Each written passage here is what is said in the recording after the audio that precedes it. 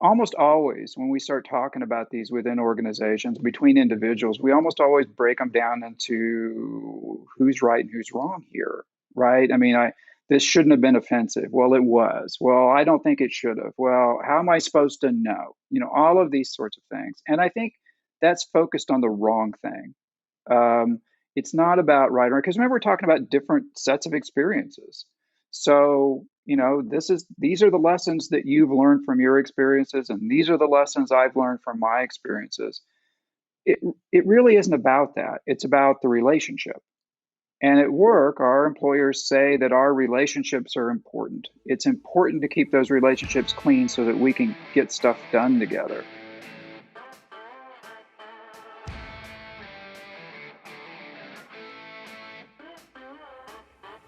Good morning, HR. I'm Mike Coffey, and this is the podcast where I talk to business leaders about bringing people together to create value for shareholders, customers, and the community.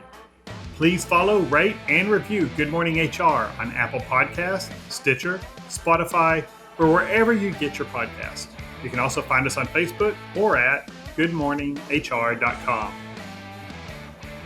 Social justice warrior, racist, snowflake, white privilege. Over the last few years, and particularly the last 18 months, conversations about race, gender identity, religion, and a host of other physical and personality traits have become more and more heated. Even once commonly understood terms like racism have evolving meanings rife with opportunity for disagreement. Well beyond the widely held explicit biases of previous generations, many contemporary conversations are about less obvious and often unintentionally offensive behaviors that impact employees' sense of fairness and belonging in the workplace. Many well-meaning business leaders have a desire to do the right thing, but are fearful of taking action in such a contentious environment. Which is why I've been looking forward to today's discussion with one of the most articulate business trainers on these issues. Rodney Klein has over 16 years of experience as an EEO trainer and presenter with the EEOC, and since leaving the role of everyone's favorite person at the EEOC, he coaches and trains business leaders as the principal at Rodney Klein EEO Training. Thanks for joining me today, Rodney. I was told there would be food. Oh, If I remember the conversation, you called me, you begged me to be on your podcast. I said no, and you said that I would feed you, and I said, well, okay then. And so, but I'm sitting here and I don't have food, Mike. Well, what's this all about? Your Uber Eats email is on its way. Is it okay? Yeah. Well then, so what is it that we're talking about today? Well, let's just get down to it. What the hell is a microaggression? It seems a bit hostile there, Mike. You have a little Well, something pent up there. I am talking from my male, white privilege, cisgender, whatever privilege. So, yeah, tell me what is a microaggression? We hear it all the time, but is it a thing? Is it a thing with a set meaning, or is it evolving all the time according to the circumstance? Well, yeah, I think you kind of capsulate it, Okay, great podcast. Thanks, that's Rodney. it. That takes care of it, and I'm done here, and I'm waiting for my food. Yeah. Because when we're talking about a microaggression, I think the easiest thing to say is it's a small, slight snub or insult, right? That's the definition you get. But most of the time, these things are they're outside of our conscious awareness. We all microaggress.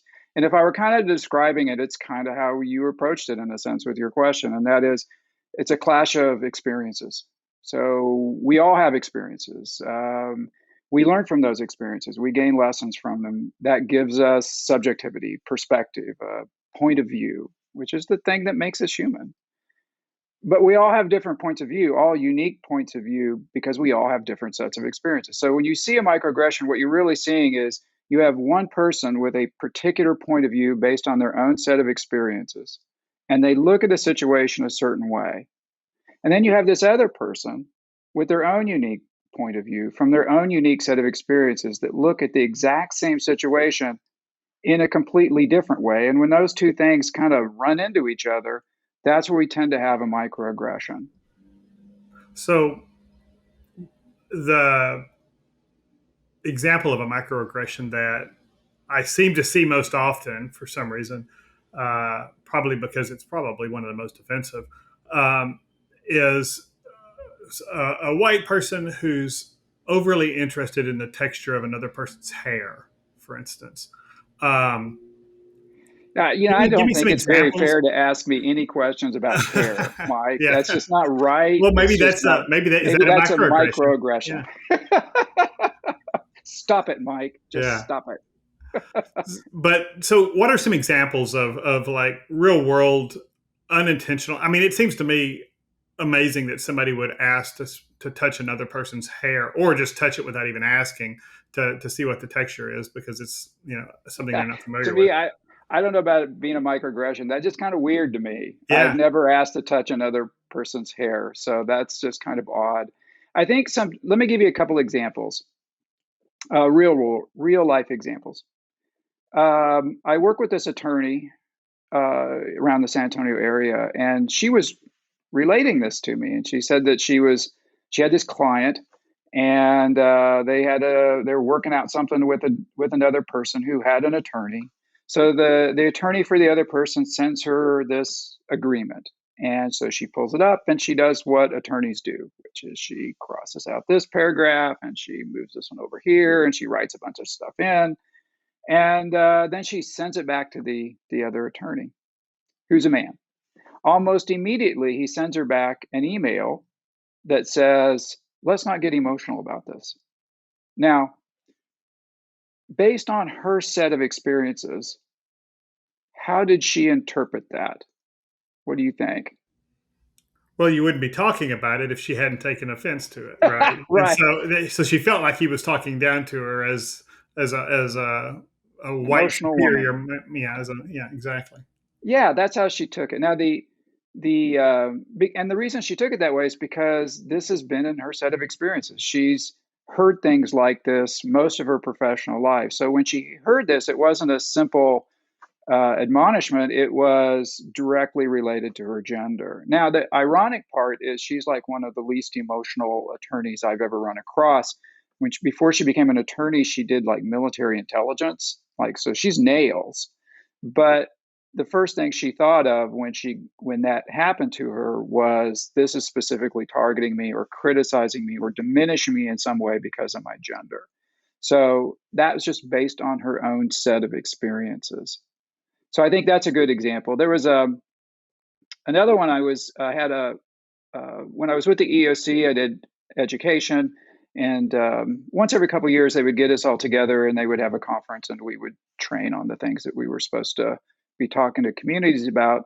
And so I was up in Washington one week and we were having this conference and it was working lunches and they were bringing lunches in, and so the first day, there's this little buffet set up and it's sandwiches, and I'm walking through the line, and right behind me is one of my counterparts. Name is Linda, and I get to the middle of the line, and the person who set up the buffet was standing behind it, and she goes, "Linda, tomorrow we're going to have Asian food."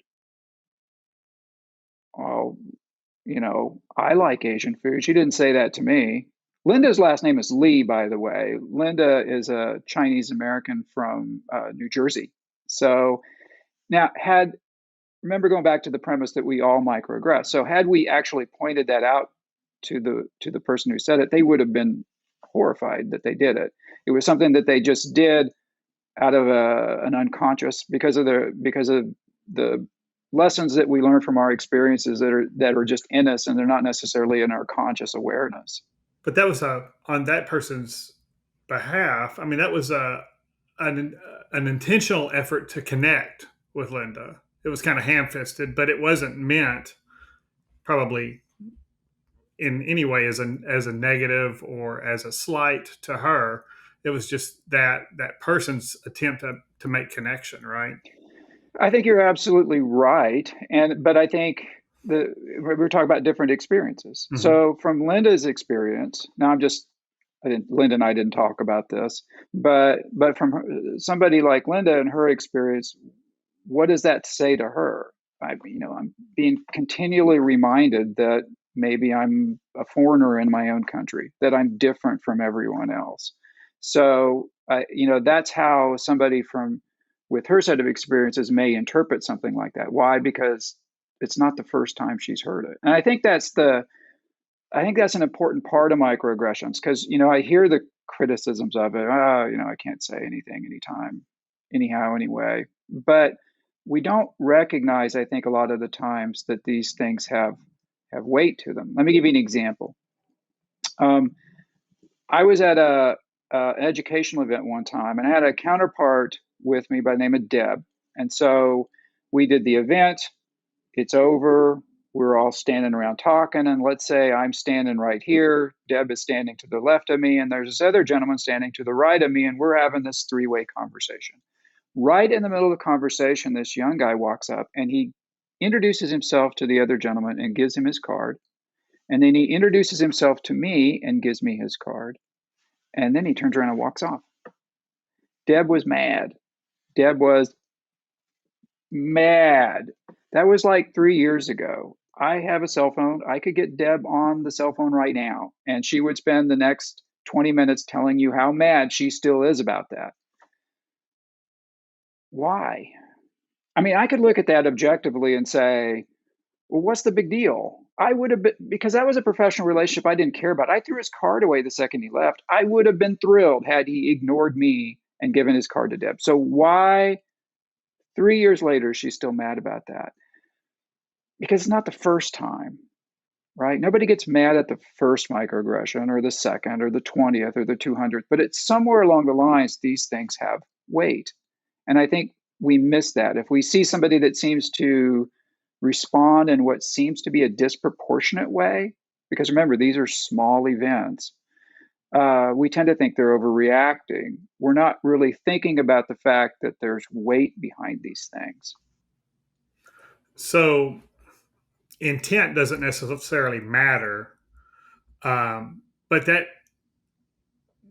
puts us in a position where we have to spend a fair amount of effort in a lot of these situations before we actually act to predict what the other person's response may be to a certain thing that we wouldn't think is discourteous, but could be misinterpreted by somebody else because of their experiences. Is that what you're saying?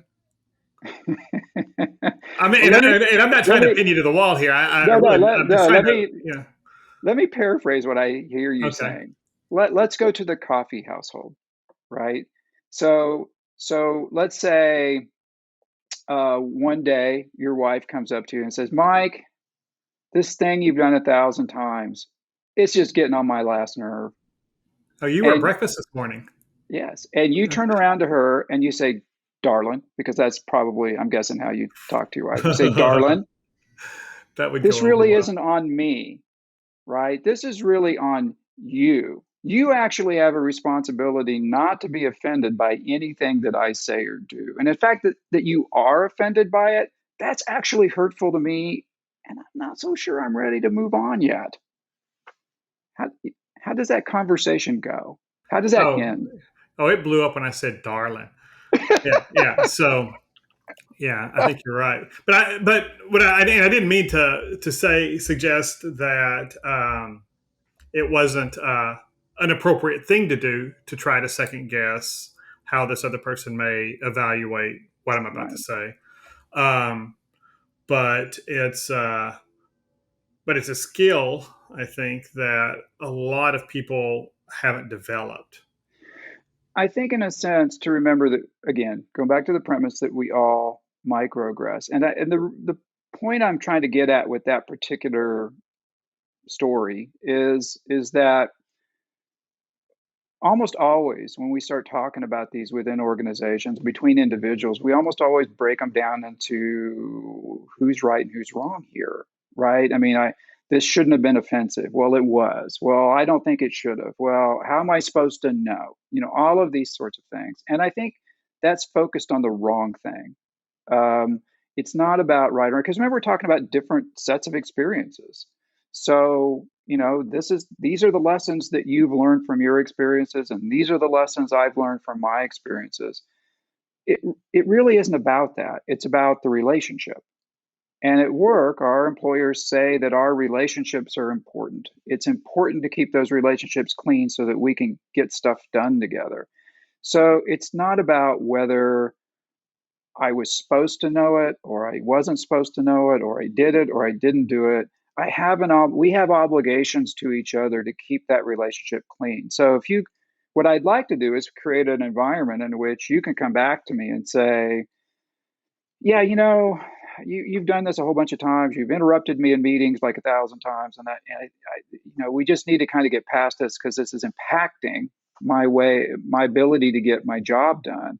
And it's that impact that's important, not whether you're right or wrong about it, but the impact that has on the relationship at work. We have obligations to one another, and I think sometimes in our kind of highly emotional society or states that we're in right now, we tend to forget that we have obligations to each other and we kind of entrench on the fact that, well, I'm right about this and you're wrong. So let's start from there. Now, that's not where we need to start. We need to start from the fact that we all do this. Most of the time, we're not conscious of it, but we are still responsible for it. And we all need to have accountability to one another. And let's take a quick break. Good Morning HR is brought to you by Imperative, premium background checks with fast and friendly service. If you're an HRCI or SHRM certified professional, this episode of Good Morning HR has been pre-approved for 1/2 hour of recertification credit. To obtain the recertification information, visit goodmorninghr.com and click on Research Credits and enter the keyword Klein. That's KLEIN. On Thursday, September 9th, I'll be hosting a webinar entitled Using Organizational Values as a Planning and Accountability Tool. This webinar is approved for 1 professional development credit for SHRM certified professionals and 1 hour of business recertification credit for HRCI certified professionals. You can register for this free webinar at imperativeinfo.com. And if you're listening to this program after September 9th, you can still watch the recorded webinar on our website for credit. And now back to my conversation with Rodney Klein. So the other part of this that comes up is the person whichever person's in a position of power. It does seem that, and I wouldn't disagree that certainly if I'm a leader in an organization or a supervisor or a manager of people, how I relate to the folks that report to me is critical because I need them at their most productive, and I need to make sure that we're on the same page with what the organization's values are, where we're moving as an organization, and what I need from them to succeed, for this organization to succeed, and what they need from the organization at the same time. So I can definitely see that. But what about the peer-to-peer microaggressions? I mean, how's a company is this something you can address through policy, or is this something more that's just on an individual basis? We just have to learn to get better.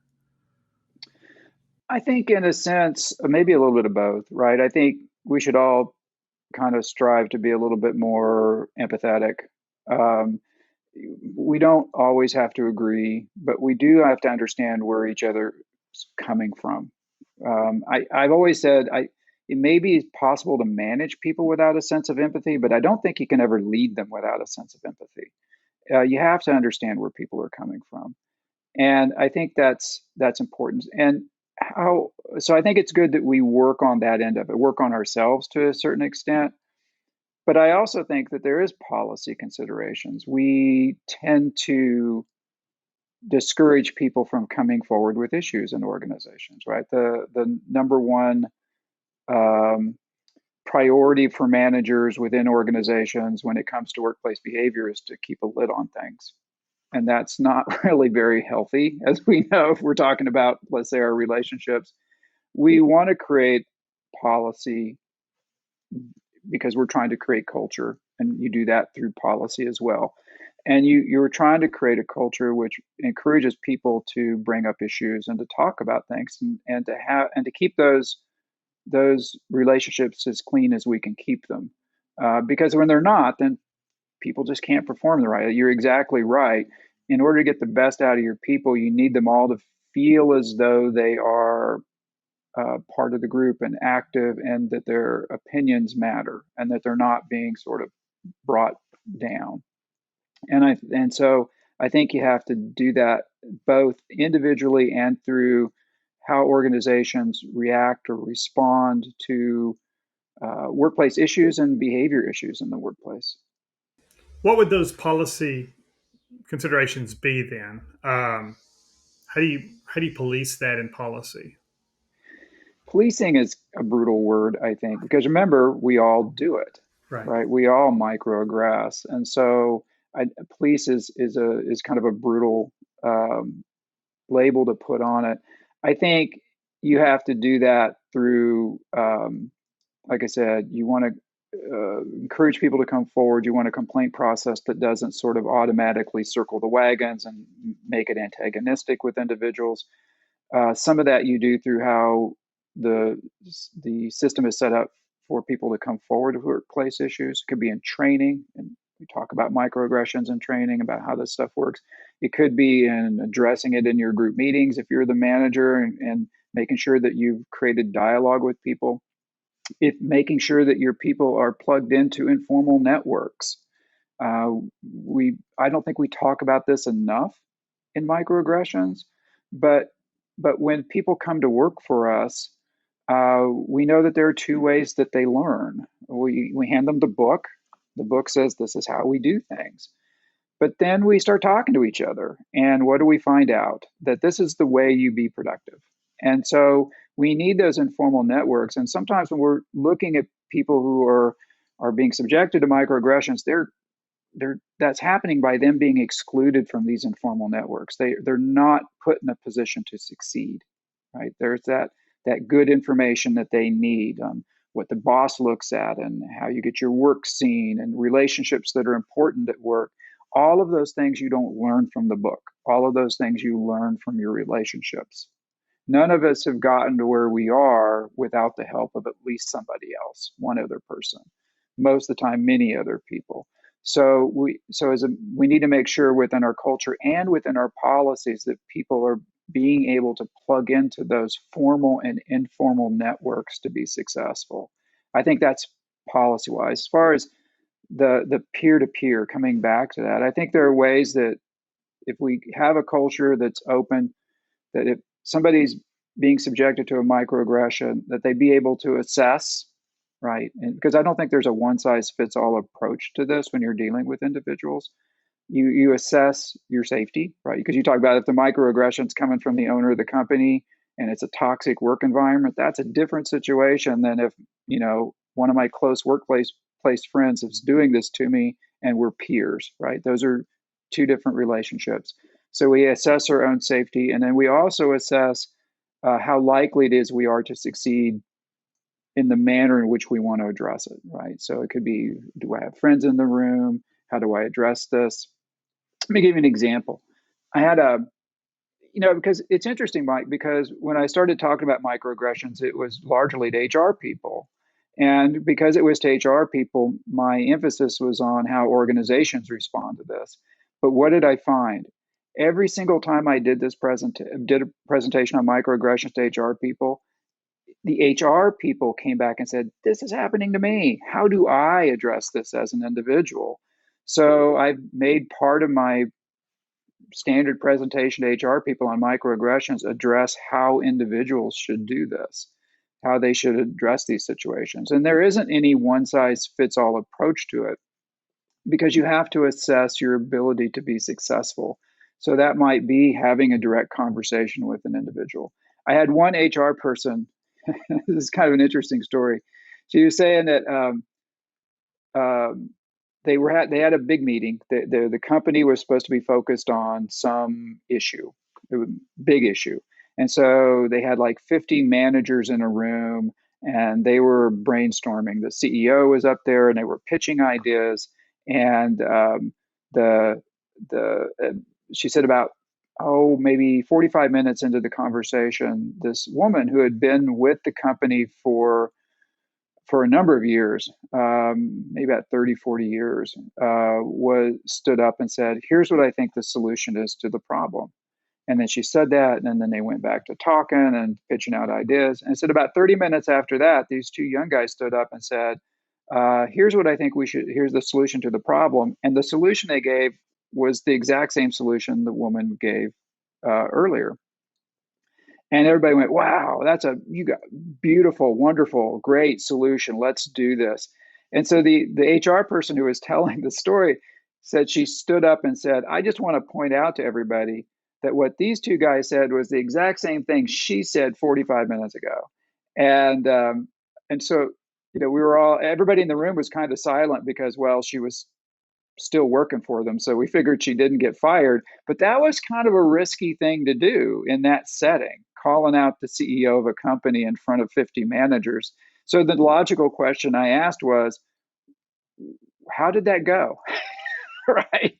And she was like, well, it went well because I've known the CEO for a long time, and I knew that he would take this in the spirit that it was intended as constructive criticism. Now, what did she really do? She assessed her own safety, and she assessed her ability to achieve success in how she handled it.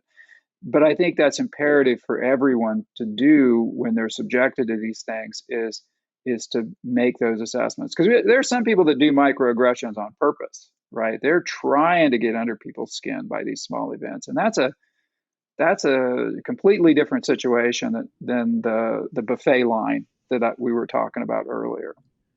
Well, and I think unfortunately that has become a in some part of our population, and I would argue on both sides of the political or philosophical aisle. It's become performative. There are some folks who are actively looking for a way to be offended by you taking offense at what I just said, or the way I said it, and looking to needle other people and offend them just so they can defend their right to be offensive. And It's then I called think on the other side, there are people who, right. I've definitely worked with employees over the years who are actively looking for reasons to take offense and to misread circumstances that in their favor. So Yeah, I think it's again, that's why I think it's imperative that we repitch the discussion. It really isn't about right or wrong here. It's about what do we need to do to keep this relationship clean? We have obligations to one another. Let me give you just a little example of that. Um, at the EEOC, when I worked for them, I did seminars. I hosted seminars, and way back when I first started doing it, like I don't know, 16 years ago, I did a seminar, and when we did the seminar, people would evaluate us. We'd have the old paper evaluations, and I would grab those, and I would go home, and I would read them all up, and so I the was going worst thing through you about. can ever do, right? Don't ever read your own reviews, right? Well, you learn things, and here's what I learned. And so I was going through them, and there was this one evaluation that pointed out to a presentation that I gave and said that there was a term that I used that was racially negative. I'm like, whoa. I mean, I work for the EOC. I was like horrified. This is not what's supposed to be coming out of me, and I didn't know it. So I tried to do as much research as I could. I looked up a bunch of stuff. I read a bunch of stuff. I talked to a whole bunch of different people. I looked through all of the other evaluations, and I didn't run across anyone or any source that noted that that was was a racially negative connotation. So for me, right, I could look at that and I go, I'm right. you know, it wasn't a negative thing, and so I'm just going to keep plugging away. But what did I do? You know what? I changed the term. Why? Because there was a deeper truth going on here, and the deeper truth was it's not just my job to talk to people who agree with me. It's my job to talk to people who look at the world in completely different ways than I do. I've got to be able to communicate with them just like I'm able to communicate with anybody else. And if they're hung up on something that I said, they're not listening to what I said. So it didn't change the content of what I was talking about. It might have been different had it changed the content, but it wasn't a content thing. It was just a semantic thing. And so it didn't cause me any problems to change, because the deeper truth was we all have to live and work with people who are completely unlike ourselves. And that's, that goes back to, my college communications class, communications 101, 100, that it's my job as the speaker to make sure that I'm understood and that I'm reaching the audience. It's not up to them to understand, to bend over backwards to understand what I'm trying to say. Right. And I think from an organizational perspective, that's important, because we, like I said, a lot of times we get hung up on intent, and intent isn't in anybody's evaluation. It's not anybody's job performance evaluation. Communication, on the other hand, is in everybody's performance evaluation. And so you may not be able to judge intent, because I don't know what's going on in your mind, but I certainly can judge what you're communicating. And if I'm communicating with you, Mike, and it's clear that you're taking what I'm saying and going off in a direction that I never intended, it's my job, it's my responsibility to keep adding content or context to that discussion until you do understand what I mean. That's my responsibility as a communicator. Yeah. And I was thinking a minute ago when you were talking about the policy implications, one of our three core values at Imperative is always work as one with respect and compassion. And we drill all three of our core values home all the time in a lot of different ways to employees and everybody. All mine, I'm blessed with an amazing crew, but they all live all our values, and so it's not something that's probably that I've ever even had come up. But that may be because we're so good at hiring people who match our core values that it's just not come up. And probably if anybody steps on anybody's toes in the organization, it's me, because you know I'm me, and that's just and unfortunately,